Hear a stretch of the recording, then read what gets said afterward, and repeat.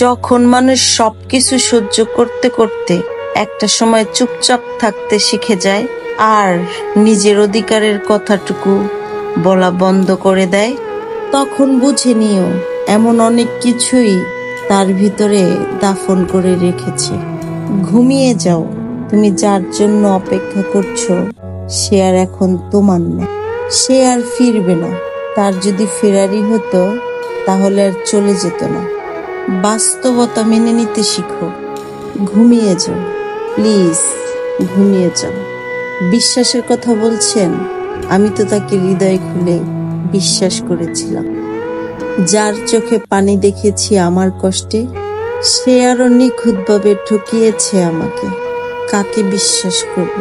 যে মানুষটা কেঁদে কেঁদে বলেছে আমাকে বিশ্বাস করো, আমি তোমাকে কখনো ঠকাবো না, সেই মানুষটাই আমাকে প্রচন্ড পরিমাণে ঠকাইছে। আমার সাথে বিশ্বাসঘাতকতা করছে, আমার সাথে ভালোবাসার মিথ্যা অভিনয় করছে। ভালোই হয়েছে, গল্পটা অল্পতেই শেষ হয়ে গেছে। আর একটু আগে শেষ হলে হয়তো আমি নিজেই শেষ হয়ে যেতাম। আমি এখন এতটাই পাথর হতে চাই যতটা পাথর হলে আমার আল্লাহ ছাড়া কেউ আমার কষ্ট বুঝতে পারবে না।